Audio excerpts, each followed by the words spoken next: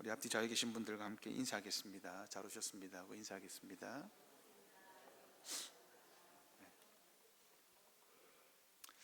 오늘은 약속의 씨를 보호하시는 하나님이라는 제목으로 말씀을 전하겠습니다.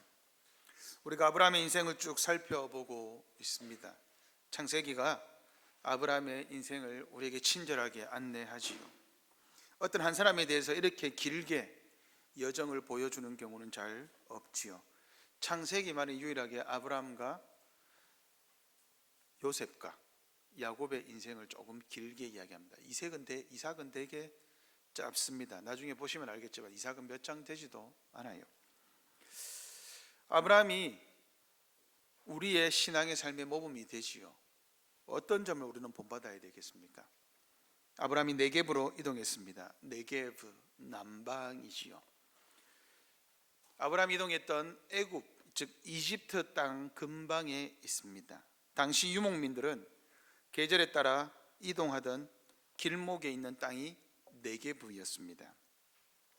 안정된 농업 기반이 부족했기 때문에 여러분, 나그네로 살던 사람들은 가축을 방목하기 위해서는 한 곳에 머물 수가 없죠. 지속적으로 옮겨야 했습니다. 그러다 그랄 땅에 이르게 되었습니다. 그랄 왕 아비멜렉이 누구냐 물어봤겠죠. 제 누이입니다 하고 사람을 보내 사라를 데려갑니다. 왜 데려갔겠습니까? 아내로 삼기 위해 데려갔습니다. 그러자 하나님께서 그 밤이라고 나와 있습니다. 즉시로 개입하셔서 사라를 구해내죠. 오늘 본문은 이 사건을 통해 우리에게 무엇을 말하려는 걸까요? 첫 번째로는 아브라함의 연약함을 우리에게 알려줍니다. 지난주에 우리는 소돔과 고모라의 심판을 보았습니다. 창세기 19장에서 소돔과 고모라가 하나님께 심판을 당했습니다. 하나님이 창세기 18장에서 아브라함의 씨를 약속하셨습니다. 사라에게도 네가 내년 이맘때 아들을 낳을 거다 하고 약속하셨습니다. 그리고 하나님께서 아브라함의 후손들을 통해서 세워갈 나라에 대해서 살펴보았습니다. 아브라함과 아브라함의 후손들이 세워갈 나라의 특징이 무엇입니까? 이삭이 두 단어로 이야기하면 두 단어. 이스라엘과 아브라함 후손들이 세워갈 나라의 특징이 뭐죠? 앞뒤 요한이 둘 다 대답해 보세요. 상진이 뭐지? 뭡니까 여러분? 네? 의와 공도죠. 하나님 나라의 특징은 의와 공도입니다. 그러면 그 다음에 나와야 될 내용은 아브라함이 이삭을 낳는 내용이면 참 좋았을 것 같습니다. 그런데 성경은 다시 아브라함의 실수를 기록합니다. 창세기 20장에 왜 성경은 다시금 아브라함의 이 실수를 드러낼까요? 여기서 몇 가지 궁금증이 있습니다. 아브라함이 이런 실수를 한 게 처음입니까? 처음입니까? 아닙니다. 12장에 나와 있는 사건입니다. 이집트 왕 파라오가 사라를 데리고 갔을 때 하나님이 이 사건을 기록하셨습니다. 그러면 창세기 20장의 이 사건은 뭐죠? 이 비평가들은 이거 실수로 잘못 기록했다라고 합니다. 이게 잘못 기록해가지고 여기에 나와 있다, 이름을 헷갈린 것일 것이다 라고 말합니다. 그렇지 않습니다. 성경은 오류가 없습니다. 지금은 장과 절로 나눠져 있지만 여러분, 성경이 처음에 생길 때 장과 절로 나눠 있었던 거 아닙니다. 이거 1400년대에 나눈 겁니다. 이 처음부터 나눠져 있지 않았습니다. 창세기는 장절이 있고 그냥 한 번에 다 읽는 겁니다. 성경은. 그러니까 여러분, 성경책 한번 펴시잖아요. 그냥 창세기 1장부터 50장까지 한 번에 다 읽는 게 좋습니다. 시간이 엄청 오래 걸리겠죠. 그리고 하나님이 의도적으로 이 사건을 한 번 더 기록하셨습니다. 그리고 또 이런 생각이 들 수 있습니다. 오늘 본문에 보면 여러분, 말이 안 되는 내용이 나와 있죠. 주영이 뭐가 말이 안 되는 내용이 담겨 있습니까? 네가 아브라함이라면, 여기서 진짜 보기 힘든 일이 있지 않아요? 이해가 안 되는 일이 하나 있습니다. 뭐가 이해가 안 됩니까? 주한이는 알 것 같지? 여러분 힌트를 좀 더 드릴게요. 네가 아비멜렉이라고 생각해봐라. 그럼 여기서 말도 안 되는 일이 하나 있지 않아요? 여러분 뭐가 있습니까? 죄송합니다. 사라 나이가 너무 많습니다. 90세 할머니가 뭐가 이쁘다고 아내로 삼으려고 데리고 갔을까요? 죄송합니다. 그런데 실제로 아비멜렉이 그렇게 한 거예요. 이게 말이 됩니까? 아비멜렉이 보기에 사라가 너무 이뻐 보였던 겁니다. 그래서 어떤 분은 이것은 이미 25년 전에 일어났던 일이다라고 말하기도 합니다. 저는 그렇게 생각하지 않습니다. 성경은 그렇지 않아요. 사라가 89세, 90세가 되었어도 아우구스티누스는 이렇게 이야기합니다. 사라는 90세가 되었어도 압도적으로 아름다웠다. 아비멜렉이 아내로 삼을 만큼 신비한 아름다움을 지녔다. 저는 그렇게 봅니다. 이 본문에 보면 사라가 회춘한 것 같아요. 왜냐하면 아내를 낳을 수 없는 몸에서 갑자기 생리가 시작되었습니다. 사라가 젊어진 거죠. 저는 그러한 일이 충분히 있을 수 있다고 믿습니다. 하나님의 능치 못함이 없죠. 그러나 사실 지금 본문에서 사라의 외모는 논쟁거리는 아닙니다. 어쨌든 중요한 것은 12장에 있었던 일이 20장에 또 반복되고 있다는 거예요. 그러면 12장에서 말하고자 하는 바와 20장에서 말하고자 하는 바는 다르다는 겁니다. 창세기 12장에서 아브라함이 사라를 자기 누이라고 말했을 때 하나님은 아브라함을 책망하셨습니까? 책망하지 않으셨습니다. 왜 그럴까요? 아브라함이 믿음이 연약했기 때문입니다. 아브라함이 아직 믿음이 성숙하지 않았습니다. 하나님이 부르셨던 그 점이기 때문에 교회 처음 온 날로부터 하나님이 아브라함에게 네 왜 믿음이 없어라고 책망하지 않으셨죠. 실수라고 본 것입니다. 근데 이번에는 다릅니다. 이번에는 왜 아브라함이 넘어졌을까요? 11절을 같이 한번 읽어보겠습니다. 11절 시작.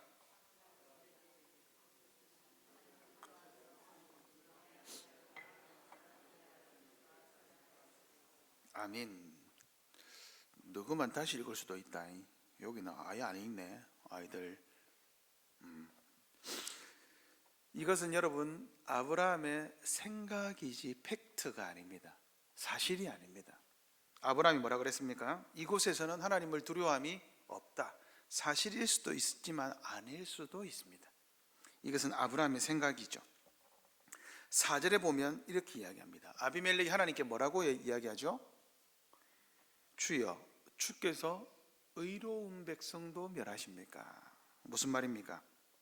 아비멜렉이 죄를 짓지 않았다는 거예요. 나는 죄를 짓지 않았는데 내가 왜 심판받아야 됩니까? 제가 의로운 사람인데 제가 아직 짓지도 않은 죄를 가지고 저를 죽이는 것이 하나님이 신이시라면 합당합니까? 라고 말한 겁니다.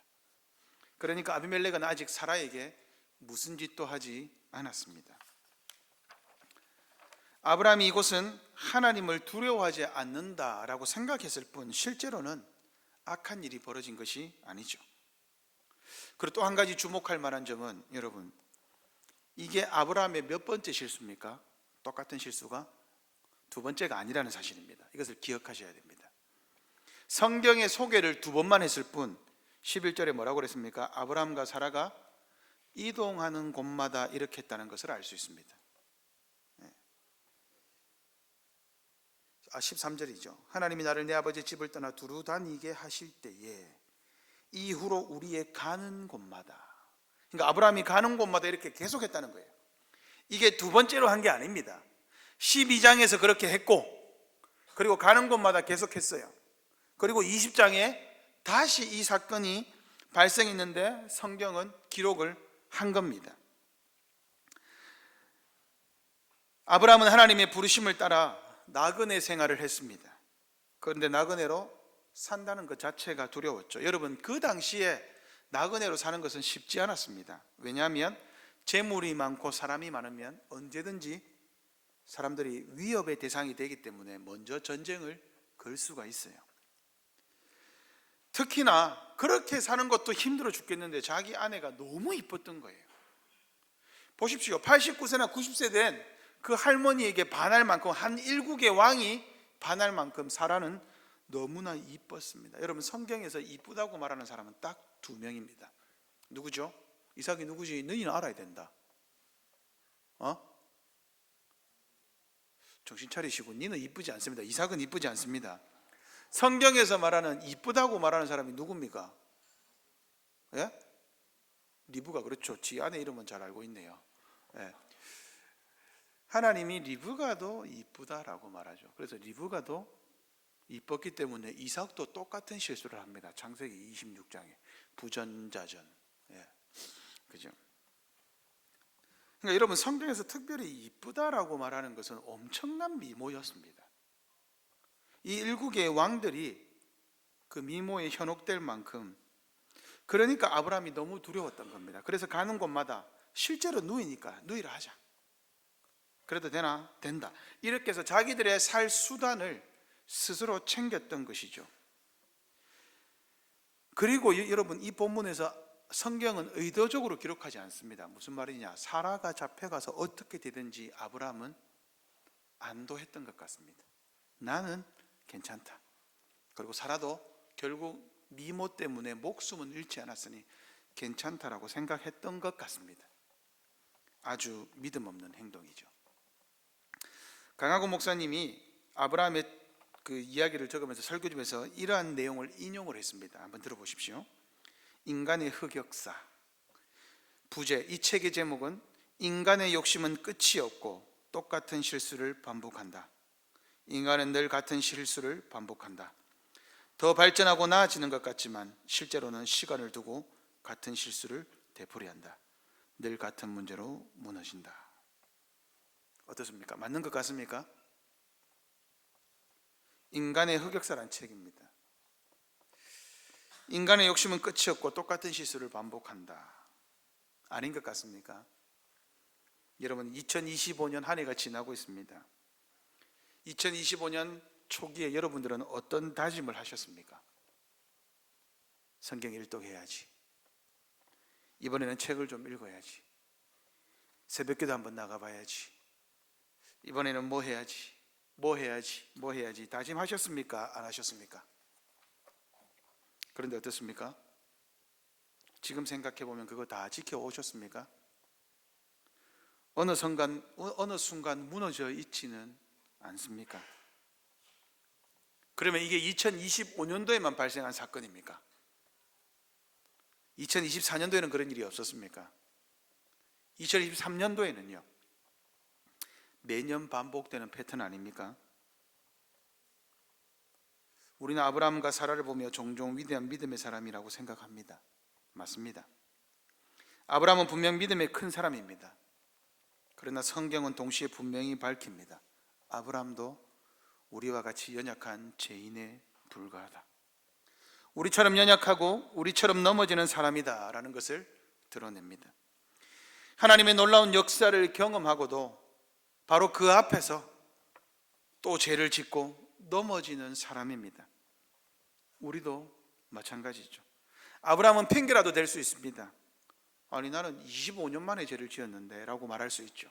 75세 때 부름받고 지금 거의 100세 내지 99세니까요. 그러나 우리는 매번, 매일, 매월, 매주, 매년 죄를 짓습니다. 교회에 오면 좋은 이야기 듣고 싶죠.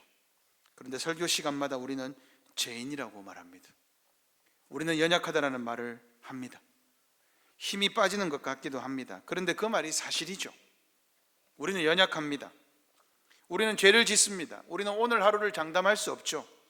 오늘 주일입니다. 주일임에도 불구하고 우리는 오후에 교회를 나가는 순간 또 넘어지고 죄를 짓겠죠. 내일도 또 넘어질 사람들입니다. 하나님이 누구신지 잘 알고 싶고 제대로 신앙생활 하고 싶은 마음이 굴뚝 같지만서도 우리는 잘 안 되는 사람들입니다. 우리 역시 아브라함처럼 연약한 사람들일 뿐이죠. 둘째로, 그러나 하나님은 강하십니다. 아브라함도 연약하고 우리도 연약합니다. 자꾸 넘어집니다. 이제는 좀 잘해봐야지, 다시 일어나 봐야지 라고 생각하지만 또 넘어집니다. 영국 작가 키플링이라는 사람이 그의 잠언집에서 이렇게 이야기를 했습니다. 바보는 불에 대어 싸맨 손가락을 또다시 불 속에 집어 넣는다. 우리가 제 앞에서 꼭 그런 바보 같을 때가 많죠. 여러분 분명히 있을 것입니다. 잘하다가도 똑같은 죄에 똑같이 걸려 넘어지죠. 어느 순간 해결했다고 하는데 똑같이 그 죄에 똑같이 넘어지죠. 우리가 제 앞에서 꼭 그런 바보처럼 행할 때가 있습니다. 그런데 그때에 하나님이 그 순간에 개입하시죠. 아브라함은 아무것도 하지 못하고 손을 놓고 있었습니다. 사라가 잡혀가는 그 순간에도 아브라함은 아무것도 하지 못했습니다. 그런데 오늘 본문을 여러분, 한글 성경은 잘 드러나지 않는데 창세기 20장을 히브리어로 읽어보면 아주 독특한 부분이 한 가지가 있습니다. 그것은 뭐냐면 창세기 20장 1절에서 18절까지 내용이 끊어지지가 않습니다. 히브리어로 보면, 영어로 보면 and, 그리고 then, 그때에, 그리고 나서, now, 이게 전부 다 어떤 면에서는 한 문장 같습니다. 20장 1절부터 18절까지 내용에 단절이 없어요. 휴식 시간도 없습니다. 이게 무슨 말이냐면 그리고라고 연결하면서 하나님이 매 순간도 사람의 뜻대로 이루어지지 않게 하는 거예요. 아브라함이 이렇게 했는데 하나님이 그리고 개입하십니다. 아비멜렉이 그 순간에 또 개입하니까 하나님이 또 그리고 개입합니다. 사라가 이렇게 하니까 또 하나님이 또 개입합니다. 아브라함과 아비멜렉에 대해서 또 하나님이 개입합니다. 그래서 이 내용이 단절되지 아니하고 하나님이 계속 개입하셔서 하나님의 뜻을 이루어 가시는 거예요. 그것을 히브리어 문법으로 와우 계속법이라고 합니다. 단 한 번도 앞에 동작과 뒤에 동작이 떨어지지 않아요. 그 말은 무슨 말이냐? 3절을 보시면 아비멜렉이 사라를 데려가자마자 성경 뭐라고 합니까? 그 밤에, 바로 이렇게 이야기합니다. 그 밤에 하나님이 바로 아비멜렉에게 나타나셨다. 그런데 히브리어 동사로는 첫 번째가 단어가 그 밤이 아니라 하나님이 개입하셨다고 와우 계속법이 제일 먼저 나옵니다. 그러자 하나님이 데려가셔서 그 밤에 역사하셨다 이렇게 나옵니다. 그리고 하나님 뭐라고 그럽니까? 하나님이 좀 급했던 것 같습니다. 네가 데려간 이 여인으로 말미암아 네 죽는다. 오늘 밤에. 그는 남편 있는 여자다. 여러분 이게 참 신기합니다. 한번 보십시오. 그 밤에 하나님이 아비멜렉에게 현몽하사 이 꿈에 나타난 거예요. 그런데 아비멜렉 하나님이 대화를 합니다. 아비멜렉이 이야기 항변하죠. 저는 모르는 상태에서 데려왔습니다. 저는 의로운 사람인데 제가 아직 뭐 했습니까? 아무것도 안 했는데 왜 죽이려고 하십니까? 저는 의로운 사람인데 왜 죽이려고 하십니까? 여러분 이거 굉장히 놀라운 대답입니다. 왜 놀라운 대답일까요? 여러분 아비멜렉의 이 항변이 어떤 면에서 하나님을, 이런 표현이 적당하진 않지만 하나님을 움찔하게 만들었어요. 왜 그럴까요? 첫 번째로 아비멜렉은 불신자입니다. 불신자가 이런 말을 한 것도 놀라운데 더 놀라운 사실은 이 말이 처음이 아니라는 사실입니다. 이 말을 누가 먼저 했죠? 아브라함이 먼저 했습니다. 언제 했습니까? 창세기 18장에서 소돔과 고모라를 멸망시킨다 했을 때 하나님 의로운 자를 죄인들과 함께 멸망시키는 것이 의입니까? 하고 물었죠. 똑같은 질문입니다. 이 아비멜렉이 이 질문을 하고 있어요. 지금 아브라함의 기도의 내용을 아비멜렉은 모릅니다. 그런데도 불구하고 아비멜렉과 아브라함의 하나님께 하는 내용이 똑같습니다. 이거 엄청 놀라운 사건입니다. 그러자 하나님이 아비멜렉에게 나도 네가 온전한 마음으로 이렇게 한 줄 안다. 그러니 그 여자를 돌려보내라. 그래 알겠다. 그래 인정한다. 그러니까 돌려보내라. 만약 돌려보내지 않으면 너와 너에게 속한 자는 반드시 죽는다라고 말한 거예요. 너와 내게 속한 자는 내가 그래 지금은 내가 네 온전한 마음 아니지. 근데 지금부터는 한 번 더 하면 너는 반드시 죽는다라고 말한 거예요. 하나님이 굉장히 강하게 개입하신 것이죠. 꿈속에서 아비멜렉을 아주 분명하게 말씀으로 막으셨습니다. 여러분, 구약 성경에는요, 꿈이 뭐냐? 하나님의 계시의 말씀입니다. 구약의 방법입니다. 아비멜렉의 반응도 놀랍죠. 아비멜렉이 꿈을 꿨잖아요. 그러면 무시하고 넘어갈 수도 있지 않겠습니까? 그런데 신하들을 다 불러 모읍니다. 그리고 자기가 경험한 일을 이야기를 해줘요. 근데 반응이 놀랍죠. 그들이 심히 두려워합니다. 여러분, 아주 놀라운 장면입니다. 아비멜렉은 하나님을 믿는 언약 백성이 아닙니다. 이방왕이죠. 그럼에도 불구하고 그는 하나님의 말씀을 두려워합니다. 여러분, 이게 놀라운 부분입니다. 아비멜렉은 하나님을 믿는 사람이 아니에요. 그런데 하나님이 말씀하시자마자 하나님을 두려워합니다. 누구와 대조됩니까? 누구와 대조되죠? 롯의 사위들과 대조됩니다. 롯의 사위들은 하나님의 말씀을 알려주었을 때 뭐라 그랬습니까? 농담으로 여겼다라고 말했습니다. 웃었다 그랬죠. 조롱했다 그랬죠. 그런데 아비멜렉과 그의 신하들은 직접 겪은 일도 아닙니다. 그런데 하나님을 두려워합니다.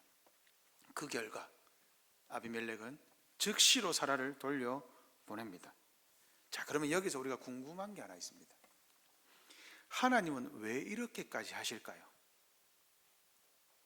하나님은 왜 이렇게까지 아비멜렉의 꿈에까지 나타나서 그 밤에 하나님이 역사를 이루어 가셔야 될 만큼 왜 하나님은 이렇게 하실까요? 일이 다 벌어지고 나서 나중에 아브라함 딱 불러놓고 죄송합니다, 조지면 안 됩니까? 그래도 되잖아요. 니 때문에 역사가 막힌다 이놈의 하고 막 뭐라 할 수 있잖아요. 그런데 하나님은 왜 이렇게까지 하실까요? 이유가 뭘까요? 오늘 설교 제목입니다. 언약의 씨를 보호하시는 하나님의 열심입니다. 생각해 보십시오. 하나님이 나타나신 때가 언제입니까? 사라를 데려간 바로 그 밤입니다. 그래서 아직 사라에게 아무 일도 하지 않았습니다. 그런데 만약에 그 밤에 아비멜렉이 사라와 혹시나 동침했다면 어떻게 되겠습니까? 사라가 내년 이맘때쯤 낳게 될 아이가 아브라함의 아들입니까? 아비멜렉의 아들입니까?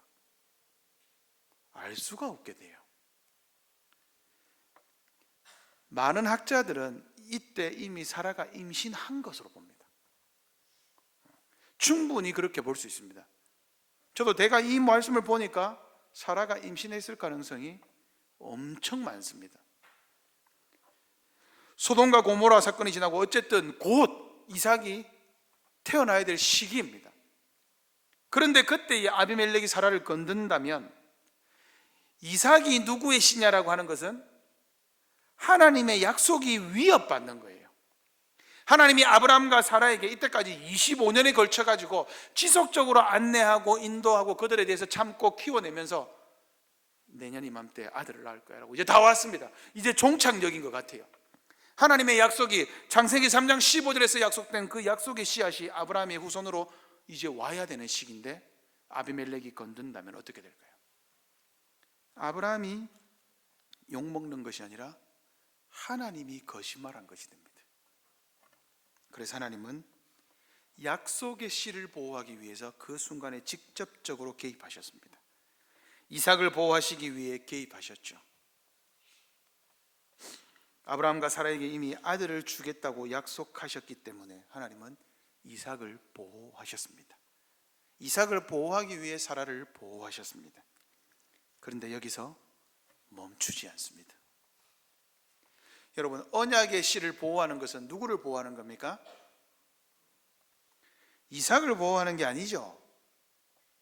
여러분, 이 사건은 이삭을 보호하기 위한 게 아닙니다. 누구를 보호하기 위한 겁니까? 예수 그리스도를 보호하기 위한 겁니다. 이삭의 후손에서 누가 옵니까? 오실 예수 그리스도가 나타나죠. 이삭이 있어야 그 다음에 누가 있죠? 야곱이 있습니다. 야곱이 있어야 이스라엘 나라가 있습니다. 이스라엘 나라가 있어야 예수님이 오는 거예요. 근데 여기서 이삭이 커팅 당하면 어떻게 됩니까? 성경의 역사는 바뀌었을 겁니다. 다른 말로 아들 예수 그리스도가 오는 길이 막히게 됩니다. 하나님의 구원 역사가 막히게 되지요. 이것이 바로 성경이 말하는 역사관입니다. 세상의 역사는 그냥 흘러가는 것처럼 보입니다. 실제로는 그러나 하나님께서 역사를 이루어가고 계십니다. 아무리 큰 사건, 놀라운 일이 있어도 하나님의 계획과 하나님의 뜻과 하나님의 역사를, 하나님의 언약을 무너뜨릴 수는 없습니다. 성경이 이것을 철저하게 보여주는 겁니다. 우리는 그렇게 생각할 수 있습니다. 하나님이 가만히 계신 것 같고, 세상이 이렇게 흘러가는데 하나님 뭐 하시노 하는 것 같고, 내 삶에 어려움과 고통이 있어도 하나님이 안 보이는 것 같고, 멀리 동떨어져 있는 것 같죠. 그렇지 않습니다. 우리도 모르는 사이에 하나님은 그리고 계속해서 우리의 삶에, 우리의 시간에, 내가 모르는 잠시 뒤의 앞날의 순간순간의 변곡점마다, 구비마다 하나님은 일하고 계십니다. 하나님의 큰 뜻은 이루어지고 있습니다. 하나님은 절대로 침묵하지 않으십니다. 우리 눈에 그렇게 보일 뿐이죠. 우리는 흔히 예수님을 그냥 유대인 가운데 한 분이다라고 생각합니다. 그러나 오늘 사건을 보십시오. 하나님의 개입이 없었다면 예수님의 족보 자체가 흔들립니다. 예수님의 십자가도 없었겠죠.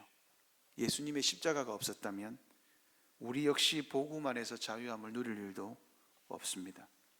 그러므로 오늘 이 사건은 누구를 보호하고 있습니까? 바로 우리를 보호하고 있다는 것을 아셔야 합니다. 하나님은 지금 이 사건에 개입하셔서 언약의 시인 예수님을 보존하심으로써 예수님을 믿는 모든 교회를 보존하고 있습니다. 그러므로 우리는 오늘 이 자리에서 하나님의 열심 때문에 앉아 있을 수가 있는 것입니다. 아브라함과 사라를 지키셨던, 그리고 그 사라의 태중의 씨를 지키셨던 그 하나님의 열심이 오늘도 우리를 지키고 계시고, 우리의 속한 모든 환경을 지키고 계시고, 우리의 세상을 지켜가고 계시고, 그래서 하나님의 역사를 오늘도 이루어가고 계십니다. 우리의 연약함과 제약은 너무나 분명하죠. 우리는 자주 넘어집니다. 하나님의 약속을 받을 만한 자격이 전혀 없게 느껴집니다. 하나님 앞에 서는 것조차 우리는 부끄럽게 느껴지시기도 하지요. 그러나 오늘 우리를 감싸는 것은 우리의 어떠함이 아닙니다. 우리의 연약함, 우리의 죄악, 우리는 그러한 것으로 하나님 앞에 서지 않습니다. 그것보다 더 큰 하나님의 은총이 우리의 그 약함을 감싸 안으십니다. 하나님의 강함이 우리를 살리십니다. 하나님의 은혜가 우리를 오늘도 구원의 약속 안으로 우리를 끌어들이고 그 약속을 누리게 만듭니다. 아브라함과 사라가 자기 힘으로 이삭을 낳은 것이 아닙니다. 하나님의 열심과 하나님의 능력이 이삭을 낳았습니다. 우리를 살리시는 그 강하신 하나님을 바라봅시다. 약속을 성취하시는 예수 그리스도를 바라봅시다. 하나님의 약속을 확신하고 누리고 즐거워하는 우리가 되기를 바랍니다. 우리가 하나님의 역사를 이루어가는 것이 아니라 강하신 하나님이 하나님의 역사를 이루어 가십니다. 마지막 세 번째, 아브라함의 강함입니다. 첫 번째는 아브라함의 약함, 두 번째는 하나님의 강함, 세 번째는 아브라함의 강함입니다. 챗GPT한테 물어보니까 이 세 번째 제목이 적당하지 않다 하더라고요. 바꿔줬는데 제가 다시 수정했습니다. 아니, 나는 이게 맞아 라고 이야기를 했습니다. 하나님께서 아비멜렉의 꿈에 나타나셨습니다. 그리고 어떤 면에서는 매우 강력한 경고를 하셨죠. 너 죽는다, 그 여자를 돌려보내지 않으면. 그런데 아비멜렉은 단순히 돌려보내지 않습니다. 여러분, 아비멜렉이 좀 억울했던가 봐요. 그리고 아브라함을 불렀습니다. 9절 10절 같이 읽겠습니다. 9절 10절 시작.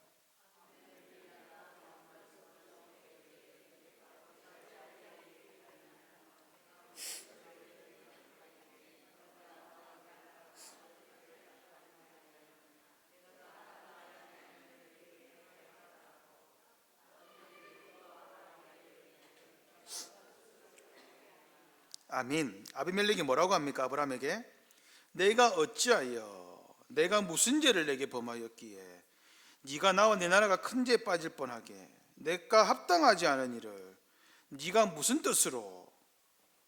여러분 이 구절 속에 5번은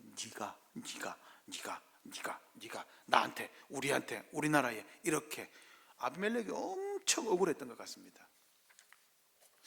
여러분 이거 아비멜렉이 뭐 하고 있는 것이죠? 아브라함에게 따지고 있는 것 아닙니다. 아비멜렉이 아브라함을 책망하고 있는 겁니다. 지금 공동번역, 우리와 천주교가 같이 번역한 성경이 있어요. 그걸 공동번역이라고 합니다. 공동번역이 번역을 아주 잘했습니다. 이 부분을 들어보십시오. 내가 너에게 무슨 못할 일을 했기에 너는 나와 내 나라에 이렇듯이 엄청난 죄를 뒤집어 씌웠느냐. 너는 나에게 차마 못할 짓을 하였다. 이게 10절 번역입니다. 어떻습니까? 느낌이 확 오죠. 네가 나와 내 나라에 엄청난 죄를 뒤집어 씌웠다. 네가 나에게 차마 못할 짓을, 인간이라면 그런 짓을 하면 안 되지 라고 말한 거예요. 이것은 뭐냐? 아비멜렉이 화가 나서 아브라함을 꾸짖었습니다. 그 말 앞에서 아브라함이 제대로 변명하지 못하죠. 여러분 이거 아주 부끄러운 장면이라는 것을 아셔야 합니다.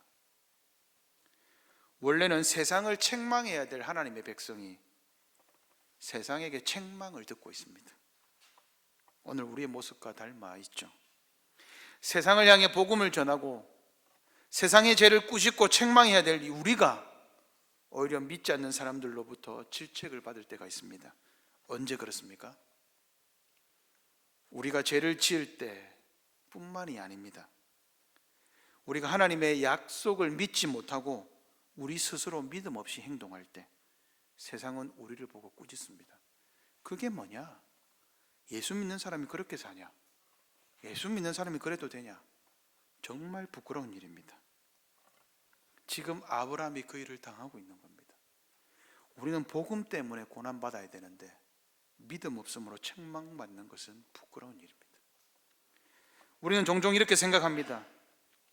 하나님이 우리를 좀 더 강하게 만들어 주시면, 교회도 탁월하게 세워주시고 사람들이 보기에도 멋지게 만들어 주시면 복음이 훨씬 더 잘 전해질 텐데 왜 하나님이 우리에게 은혜를 베풀지 않아서? 그러나 하나님은 여러분 그렇게 일하시지 않습니다. 우리는 이 성경을 통해 분명히 아셔야 됩니다. 성경은 분명히 말합니다. 하나님의 역사는 하나님이 홀로 행하십니다. 우리의 도움이 하나님께 필요치 않습니다. 여러분 우리는 하나님께 짐이 되는 사람들이지 도움이 되는 사람들이 아닙니다. 우리는 자주 하나님의 이름을 욕되게 하고 하나님에 대한 오해를 우리가 만들고 연약한 존재로서 늘 넘어지고 실수하는 사람들입니다. 그런데도 불구하고 하나님은 우리를 택하십니다. 왜 우리를 택할까요? 왜 꼭 우리여야 합니까? 세상에 멋지고 강하고 아름다운 사람들 택하면 안 됩니까? 왜 품이 없고 죄를 짓고 연약하고 멸시받고 천대받고 이러한 우리를 택하십니까? 이유가 뭘까요? 고린도전서 1장 26절에서 29절 같이 읽겠습니다. 이것은 찾아야 됩니다. 고린도전서 1장 26절 29절 시작. 형제들아 너희를 부르심을 보라. 육체를 따라 지혜로운 자가 많지 아니하며 능한 자가 많지 아니하며 문벌 좋은 자가 많지 아니하도다. 그러나 하나님께서 세상의 미련한 것들을 택하사 지혜 있는 자들을 부끄럽게 하시고 세상의 약한 것들을 택하사 강한 것들을 부끄럽게 하시며 세상의 천한 것들과 멸시받는 것들과 없는 것들을 택하사 있는 것들을 폐하려 하시나니 이는 아무 육체도 하나님 앞에서 자랑하지 못하게 하려 하심이라. 아멘. 하나님이 왜 아브라함처럼 연약하고 멸시받고 천하고 죄 짓는 우리를 택하셨을까요? 세상의 기준으로 보면 우리도 약하고 천하고 멸시받는 모형이죠. 그러나 하나님은 세상이 지혜 있고 강한 자들을 부끄럽게 하시기 위해 미련하고 약하고 천하고 멸시받는 우리를 부르셨습니다. 그게 하나님의 뜻입니다. 그래서 우리가 약하고 부족하고 쓸모없어 보인다는 사실 자체가 하나님의 은혜입니다. 그런 우리를 하나님이 부르시고 우리를 변화시키셔서 하나님의 역사를 이루는 도구로 사용하시는 겁니다. 이게 하나님의 방법입니다. 우리는 하나님의 손에 쥐어진 그냥 도구일 뿐일까요? 그냥 아무 감정 없이 하나님이 쓰다가 버리고 마는 연장일 뿐일까요?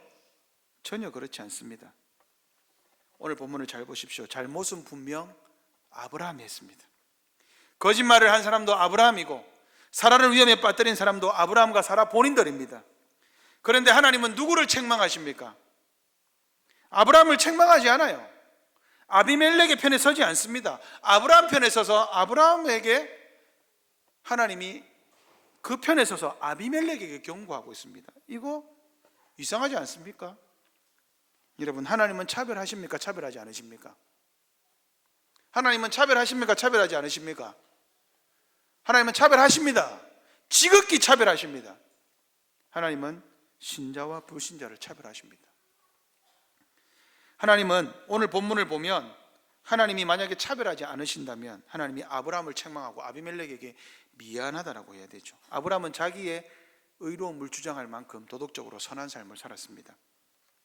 그러나 아비멜렉도 죄인이고 아브라함도 죄인입니다. 아비멜렉은 왜 죄인입니까? 하나님의 영광을 위해 그렇게 한 것이 아닙니다. 시편 135편 8절에서 12절을 보면 이스라엘을 위해 많은 나라를 치시고 왕들을 죽이셨으며 그들의 땅을 빼앗아 자기 백성 이스라엘에게 주셨도다. 여러분, 이거 하나님이 의로운 겁니까? 이스라엘을 위해서, 자기 나라를 위해서 많은 나라를 멸망시키시고 왕들을 죽이고 그들의 땅을 빼앗아서 이스라엘에게 줬습니다. 이거 하나님이 의로운 분이십니까? 그런데 성경은 어렵다라고 말합니다. 왜 그렇습니까? 그 나라들의 주인이 자기들이 아닙니다. 이 모든 땅의 주인은 하나님이십니다. 사람의 생명의 주인도 하나님이십니다. 왕들을 세우시는 분도 하나님이십니다. 그러므로 하나님이 알아서 하실 일입니다. 그러므로 하나님이 그렇게 해도 우리는 그것을 비판할 수 없죠. 왜요? 하나님이 하시는 일이기 때문입니다. 하나님이 하시는 모든 일은 의롭습니다. 그런데 하나님이 누구를 위해 그렇게 하세요? 자기 백성을 위해서 그렇게 하십니다. 하나님 나라를 이루시기 위해 하나님이 하시는 일은 늘 아름답죠.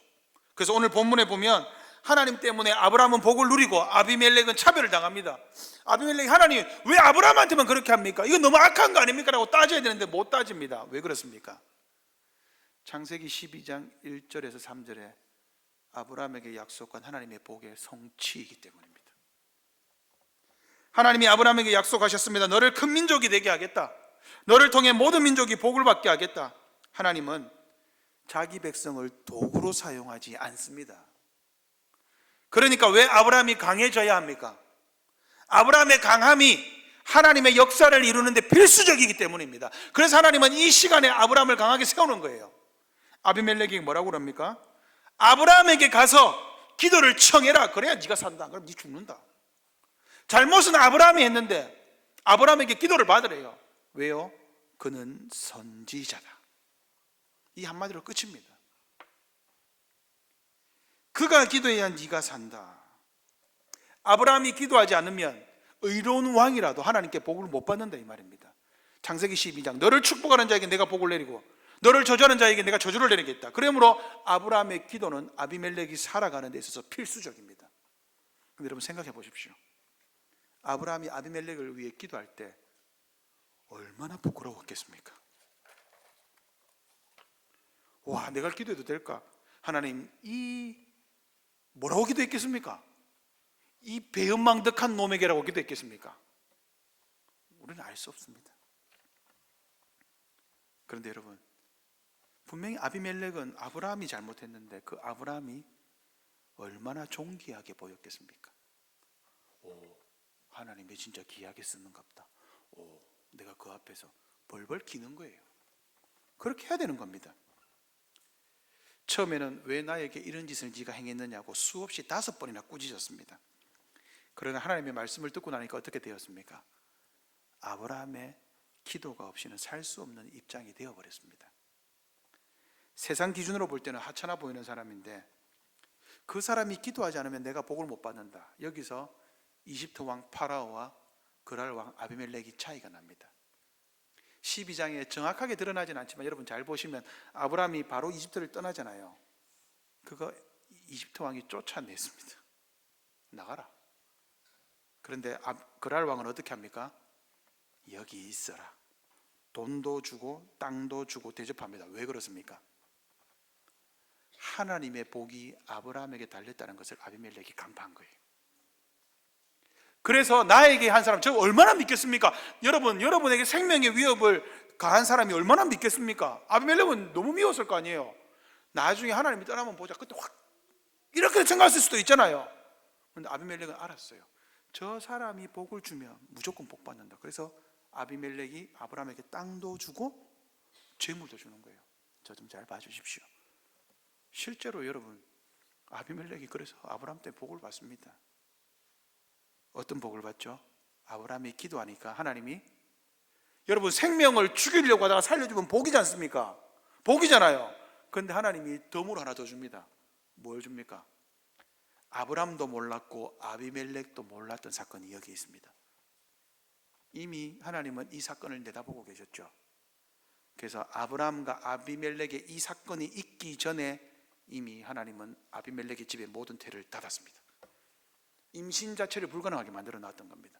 즉 그랄 왕 아비멜렉이 왜 사라를 데리고 갔는지 설명이 됩니다. 왜 데리고 갔습니까? 아마 부인이 한 명이 아니었을 거예요. 출산이 안 되었던 겁니다. 그 나라가.